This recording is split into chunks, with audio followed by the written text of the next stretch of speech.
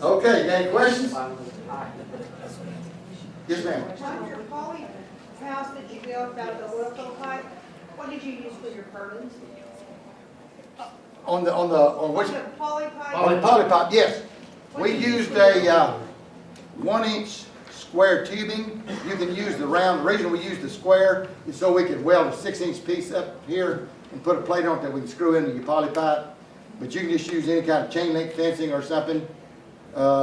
And we put that rope, in between each one of those to hold it on. We found out when Steve first did this, I said it won't work, Steve, but I had to eat my words because this is the only way you can hold this plastic on now in these high winds we have in Oklahoma, is putting those ropes between those boats. We try to fasten it along the side like we've always done. And I know I have one customer out at Lawton. He finally broke over and said, "Leon, you're going to have to show me how to do that because I'm losing my house about every 3 or 4 months, and I'm tired of it." And now that he's been doing this for 2 years, and he says, "I'm sure glad I moved over to put that rope on there." Any other questions? What kind of rope? Go ahead. What kind of rope is that? Okay, it's called mule tape. It's a rope they pull electricity wires with. Now we started out using that big baler twine. They have 2 different sizes of baler twine. The little one, the big one for the big square bales, and that works fine. It's a little bit rough on your plastic, so we went on over and we buy this mule tape. It's in a roll about that big around, about that long, rolled around it. One roll will do a house pretty well. And it costs you about $100 for a roll of it, and it'll last for years.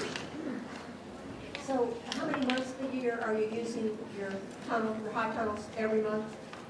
Well, you can. That's what we got them set up for, so you can. We do so many different things that we use. We start our tomatoes in February, and then we'll start picking the last of April, and we'll pick through the middle of July, and then we kind of get rid of it. We usually tomatoes. Now, you could go ahead and grow, indeterminate to make it grow on further, I guess. You can grow okra in there if you want to grow okra. Cucumbers. In July. I'm sorry? Put it in July. I quit in July on that because we have watermelons and cantaloupes that we sell through stands and through other, people come to me as a wholesaler to buy watermelons and cantaloupes. And so we get on into that and kind of let that tomato go.